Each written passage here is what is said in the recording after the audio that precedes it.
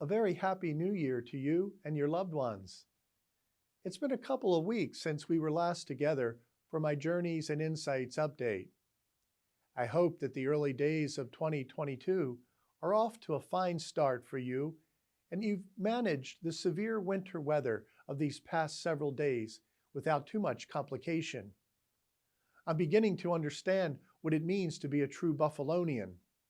You can't scare too easily when the snow begins to fall and pile up as it does here in this part of the world.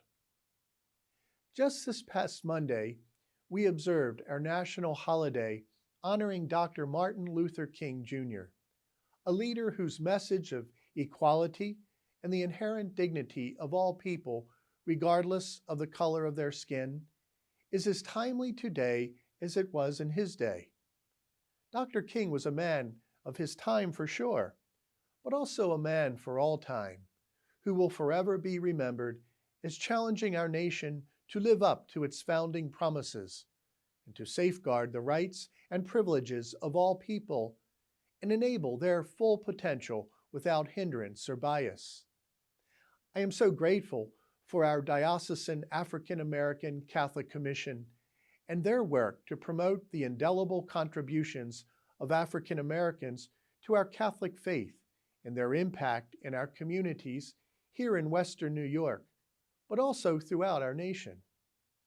The profound and rich history of African Americans is one that we all must come to understand and appreciate, even as we strive to fulfill our Christian obligation to end any residue of racism that we may encounter in whatever form or expression. This coming Saturday, I'll be joining with parishioners of St. Gregory's Parish and others who will also be participating in a special March for Life.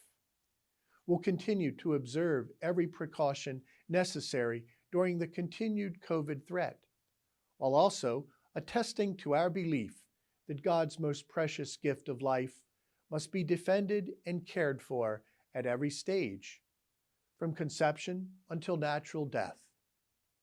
We do so, of course, while the Supreme Court prepares to hear a significant challenge to the 1973 ruling in the case of Roe v. Wade. I encourage all to pray for the unborn, and especially for those women who face fear, anxiety, and true hardship in dealing with an unanticipated and unwanted pregnancy. We must provide them real alternatives to ending the life they carry and do everything we can to support them, to let them know that they are not alone, and to help them to see beyond desperate circumstances or what may seem impossible prospects.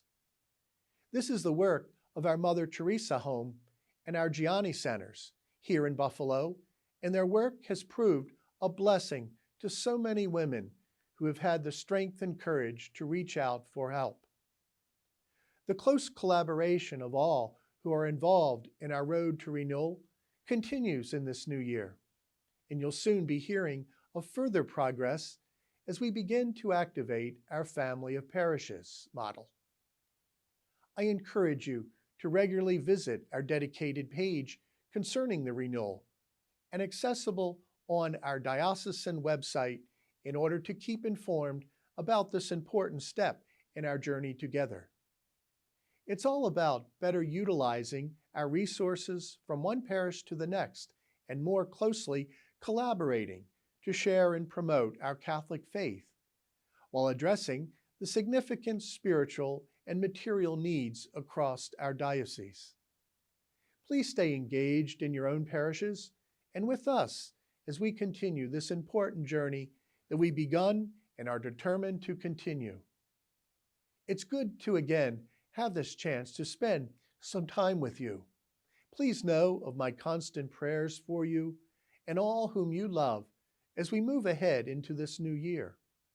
May it be one of good health, promising new prospects and potential, and most of all, may it be one that brings us together more closely in His presence and in our shared determination to spread His love to all we encounter.